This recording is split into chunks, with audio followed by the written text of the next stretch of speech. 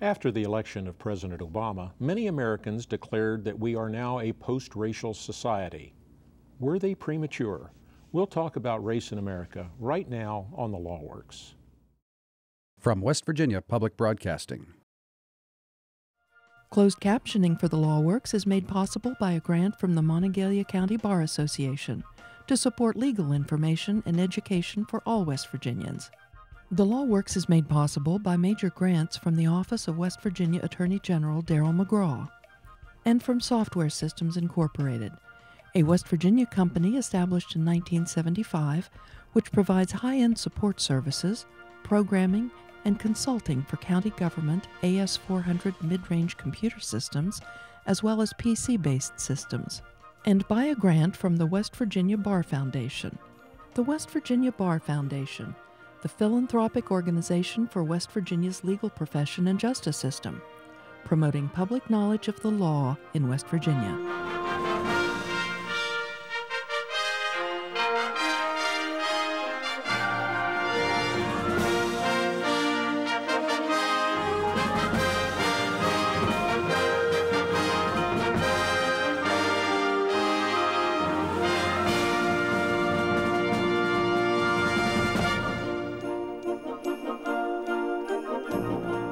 Did the election of President Obama demonstrate that America is a post-racial society, or has time shown us to be something else? My guest is attorney Elliot Hicks. Elliot, welcome back. Well, thank you, Dan. It's wonderful to be here. I want to talk about race in America. President Obama, obviously an African-American or black guy, or what's the correct label? I don't think it matters to anybody. I don't think anybody cares about those kinds of things. What people really care about is just the dignity that goes along with the term, with a person's use of the term. People don't really care about what the term is. I mean, we change based upon our sensitivities and sensibilities at the time. Okay, thank you. President Obama got elected, and a great many of us looked at it, and we felt like we had turned a corner of some sort. How did you see it at the time? Well, I thought it was a great thing. I thought it was a real victory. I thought we showed some enlightenment that we hadn't shown before, and I was very happy about that. I didn't think it was such an unbelievable thing. I mean, I know that a number of people, and certainly people of a generation ahead of mine, thought that they'd never see this in their lifetimes. I thought that we might see this in my lifetime. I wasn't so shocked that it could happen, and I thought the right man could do this, and he was the right man at the right time.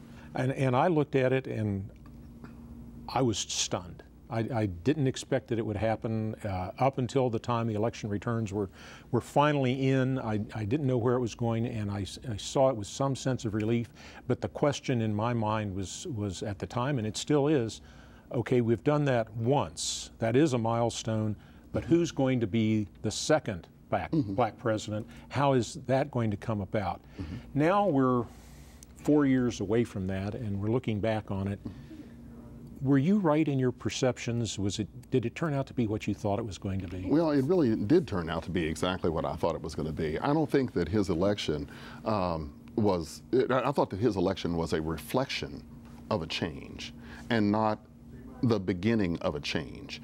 What I mean by that is it reflected that we have moved and we have changed to the point where enough people can look beyond race to elect this person of color. Now, if his election was actually going to change anything, that would be a completely different thing. That would mean that now that he was elected, the birds would sing brighter songs and the sun would shine more brightly and all that sort of thing, and that was never going to happen, and I think we knew that. I think what has actually happened is that a number of people who have hostilities about and concerns about that remain about race have now felt free to express themselves. Two, I think that certainly social media has changed a lot of things as well, because what I've always said is that, or what I've often said recently, is that there are a number of people who would say things, say things in public, and they'd be shouted down, and they'd realize gee, this really isn't acceptable for me to say in public, and they'd go back to their corner and kind of zip it up about that. Well, nowadays, when somebody says something and somebody agrees with them or somebody likes it on Facebook or something, they believe they're the leaders of a movement of some sort, even though they're very well dispersed, dispersed around the state, dispersed around the country. They now believe they're leaders of a movement and don't believe that there's anything that they should be ashamed of saying. Well, in the aftermath of the 2008 election, I thought we really have turned a corner. We really have achieved something.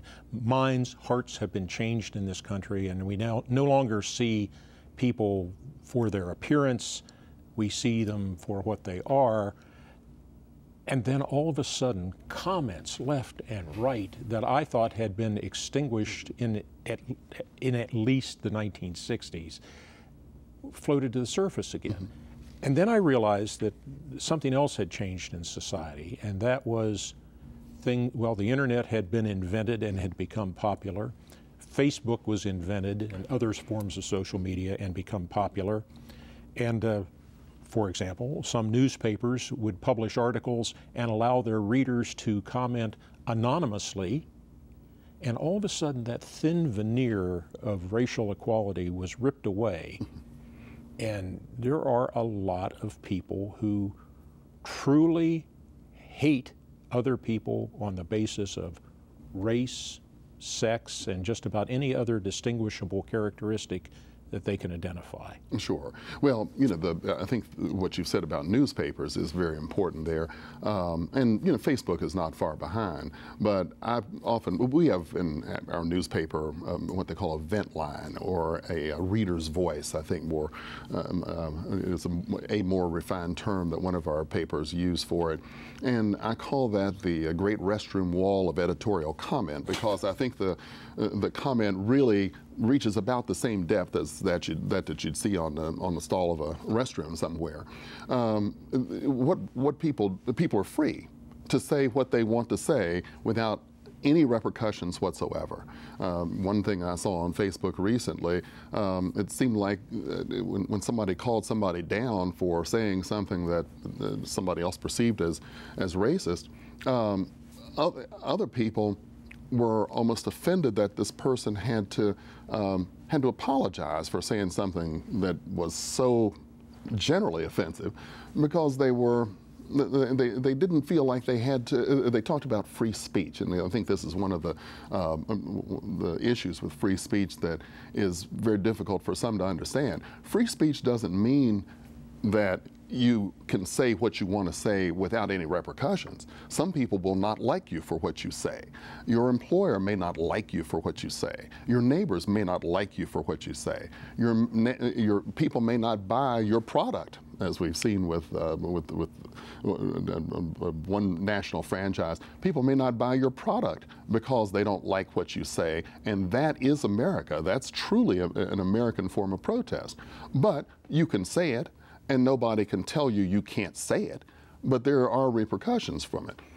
Now we see people in the newspapers commenting on newspaper articles anonymously, and the gloves are off. People say what they want to say, and we get to see some of the things that we really didn't see before.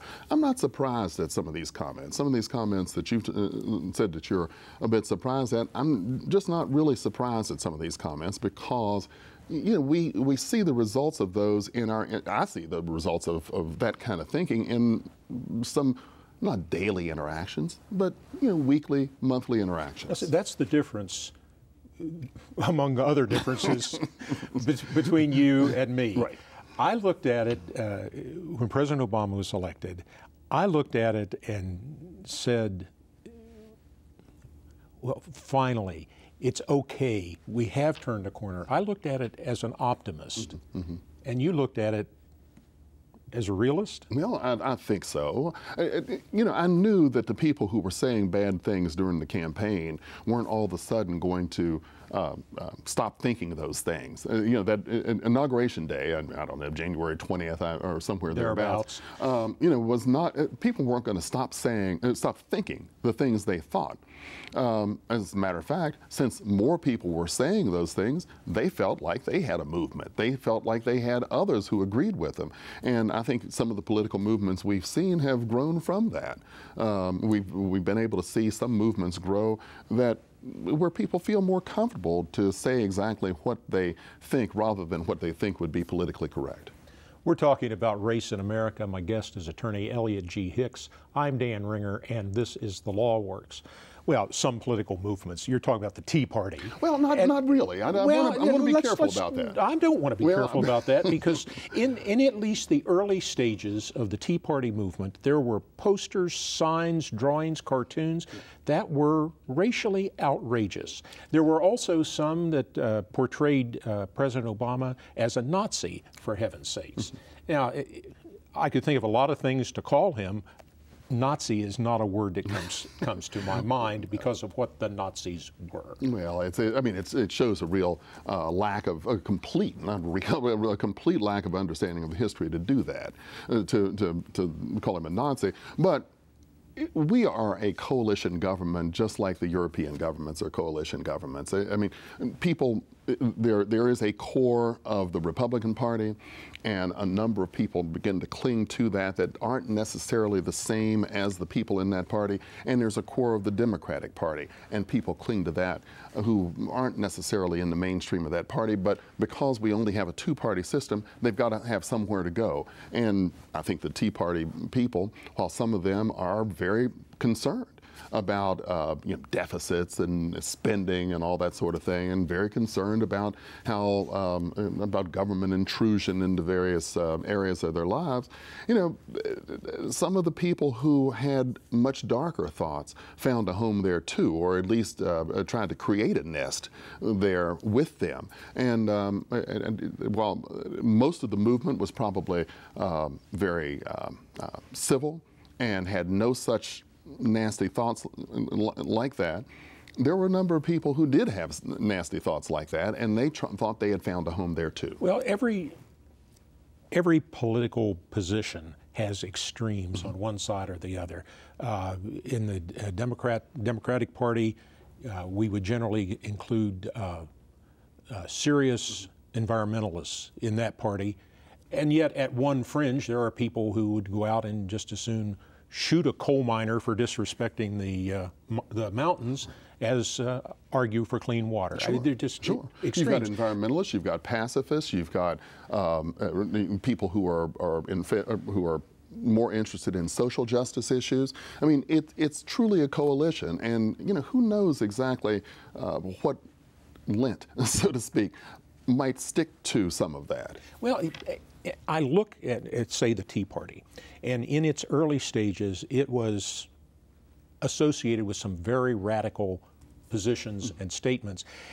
And then I think, well, have those people been gleaned out of that movement or those movements, or have they just learned to reapply the veneer when your face is actually going to get on a TV camera or your name's going to be associated with an article in the paper? So now we'll become politically correct and say what we have to say rather than what we really mean, because there's code out there that we can use to say the other things. Well, there certainly is, but I think what's happened is as any movement becomes organized, then the organizers do what organized movements do, and that is they try to push to the back the people who would cause them to be held in a bad light. They organize. Right, they organize, and they cause those people who would look bad, who would soil the name of the movement to the back, so those people can't do the movement any more harm. One of the things, though, that seems to happen is with minorities, particularly, well, racial minorities, is we start to identify them and push things off onto them. When women were a minority as automobile drivers, we talked about woman drivers. And if there was an accident, it must have been a woman driver that did it. I don't think we do that so much anymore, although I do hear it from time to time. But we don't as a society just say women drivers are bad drivers. But if you're a Tavon Martin walking down the street in Florida, what did he do wrong other than be there and wear the wrong skin? Sure. I've certainly suffered from the driving while black myself. When I was a kid in high school and college, I was often stopped by the police just to see why I was in the car with my friends. What are we doing? Why are we there? That's a disturbing thing. It causes a distrust in the law. I've often talked about the time when I was stopped at gunpoint after working in the Department of Motor Vehicles. I was handling $20,000 a day selling license plates as a summer job. And would you have a stand on a corner somewhere? No, I was selling obviously at the window at the Department of Motor Vehicles, but somebody who was 8 inches shorter than I had apparently robbed a Rite Aid down the street. And I, in my business clothes, was stopped and there at the Capitol complex at gunpoint by a police officer because he said I fit the description of the robber. The robber was 5'8", I'm 6'4". Big difference. And he didn't mean that description. well, and that's the problem. And I'll tell you, one thing I've pushed out for quite some time is the idea, and I don't know that I've ever said it well enough, that racism is terrorism, and it's very effective as terrorism. We know that when we take a flight, that everybody on there is not going to have a bomb in their underwear. Yet, because one guy had a bomb in his underwear, we check everybody and we get nervous that others may do the same. It's the same thing with racism. Once exposed to racism, people begin to think that it could be everywhere, and they even begin to see it where it doesn't exist. Unfortunately, though, it does exist in too many places, and it's one of those things where you don't know where the attack is going to come from, and it sometimes makes people unable to distinguish between when the attack is being made or is about to be made, or when it's not, or when something is completely innocent.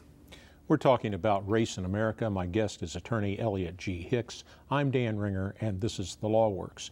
We start to expect attacks where we shouldn't. Years ago, I got involved in a radio, I'm going to call it a discussion. It devolved into a debate of sorts, where the other party, who was a prosecuting attorney, pipes up with a scenario that he begins with, suppose some black guy sticks up a service station. And being one not to have opinions, I had one that day. And I blurted out, that's racist. And he said, well, what do you mean it's racist? It's not racist. I said, why does it have to be a black guy? Why can't it just be a guy? In fact, why can't it just be a person sticks up a service station? Why assign gender? Why assign race to it?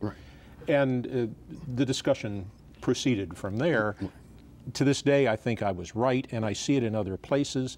And if I see you, am I going to assume that you've got a knife in your pocket that you're going to pull on me? Well, that's it's interesting because I don't know why in the world I do this, but I got involved in a Facebook discussion the other day with somebody. Because you and I are significantly different after all. Right, but we've got to start somewhere. We're trying to do better. We're in recovery, I guess. But he talked about a client that he had and said it was a beautiful client, but she was dating a black guy.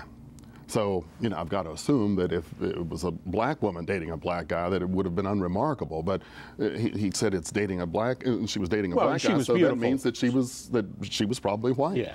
And then he talked about how she was somehow persuaded to become a drug mule, to move some drugs from one place to another, persuaded by him as if this were something where she was operating outside of her own ability to choose. And I just wondered, why did he have to say a black guy? This is the kind of thing that leads to a Trayvon Martin incident where it's a black guy. Every time somebody says, well, and then this black guy came in, it seems to mean that some antisocial behavior is about to happen. It seems to mean that everybody understandably began to quake with fear, that everybody understandably began to be worried that something was going to, that the calm of the room was going to be disturbed. And that kind of stereotyping, that kind of thinking, some people think that's innocent. Some people think, well, I was just describing the race of the guy. Why is that a problem? Well, it's a problem because it really didn't mean anything, and it may add something to the story in your eyes, but unfortunately, what it, in the speaker's eyes, but unfortunately, what it adds is the element that, and you know, things didn't get better from there. Well, to come to the defense of the fellow in the Facebook discussion, at least he was describing what apparently was a real circumstance. Okay. It was a black guy in that case. Right. In the case that I had, where the prosecutor volunteers that some black guy sticks up a service station, he was making that up out of whole cloth. Right. But it just goes to show how pervasive this image is, that that you are supposed to be. This is not just an ordinary stick-up. This is not just a guy with a gun. No, this is a black guy with a gun. So there's something different about that. That harms people. That's why driving while black happens, because the police think that because there's a black guy in the car, something different is going to happen, something worse can happen. Because a black guy walks into the party, then things are going to devolve into some kind of a antisocial activity. We can't. That's why this is important. Now, you know, while others on the Facebook discussion said, "Wait a minute, that's not racist. That's not a problem." Well, it is a problem because of the assumption that something from that point, that just because a black person enters the scene, that something bad is going to happen, and that, you know, somehow it's gonna go wrong from there. Well, and you're right, it leads to other things. Right. Now, while we do not know what happened between George Zimmerman and Trayvon Martin in Florida, once they came into physical proximity, they touched each other, we have no idea what happened there. It may be exactly as Martin's family says it was, maybe exactly as Zimmerman's family says it was. We don't know. But what we do know is that it was because Trayvon Martin was black that he was followed. Right. Right. The fear was heightened because he was black, and that's why these little references lose their innocence. They don't become mere descriptors. They become a signal for something, for fear, and it causes people to fear black people generally. Until my hair turned gray, I had a lot of problems with that. Now I look like just an old black guy, and nobody has to worry about me anymore. But old black guys are a good thing. well, it is good. It's nice we get there. Well, we have this literary tool that shows up in movies and books called the Magic Negro, and once you become an old black guy, you become eligible for admission into that. That's usually where the character is wise, has experience, and can dispense worthwhile advice easily. Now, I don't know where that label came from, but it has been used and referred to over the years. And it's still, you know, any of those stereotypes, though, take away the humanity of the individual, and that's what the problem is. You know, when the humanity of the individual is taken away, when I can't walk in and simply be evaluated for the smile on my face, for the way I greet people, for the respect that I show to the people in the room, for you know, whatever I have achieved, that's when things become worse for me and become, and you know, like I've done my time. I mean, I still have a long work life to go, but I've got children, and I've got nephews, and it's really important for them to see something different, and people will see something different. Again, because of the election of Barack Obama, more people will see a black person in a high office, and you know, people don't bat an eye. People don't are not shocked. Now, there's a distinct minority who may disapprove, but at least people aren't shocked, and it gives credence to the concept any boy or girl can grow up to be president of the United States. Why they'd want to, sometimes I don't know, but it gives credence to that and makes it clear anybody can be the head of a large financial institution, can be a head football coach at a major university, can be a doctor, can be a lawyer. And those are the positive images, those are the positive things that come, that are reinforced by the election of Barack Obama. So when we look at, when we want to ask ourselves, well, what has all this meant?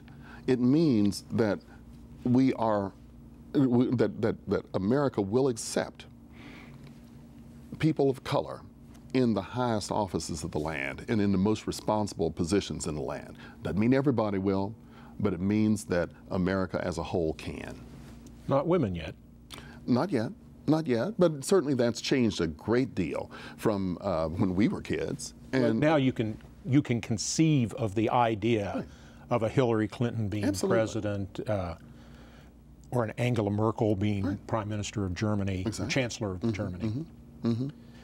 Well, maybe we have made some progress. We have, and so the news is good news. The news is good news. It's just that some of the negativity has been dragged out of the shadows by his election, just as some hope has been exposed as a result of his election. Elliot Hicks, thank you, Elliot, for being with us.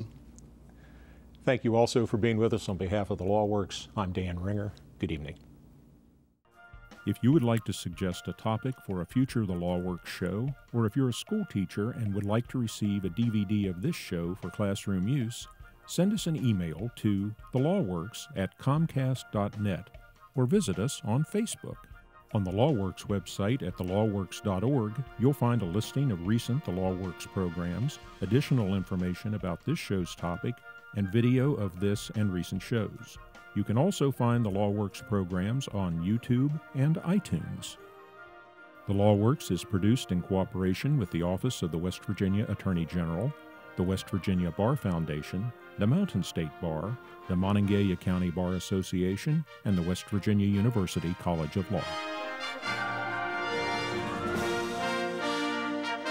The Law Works is made possible by major grants from the Office of West Virginia Attorney General Darrell McGraw and from Software Systems Incorporated, a West Virginia company established in 1975 which provides high-end support services, programming, and consulting for county government AS400 mid-range computer systems as well as PC-based systems, and by a grant from the West Virginia Bar Foundation.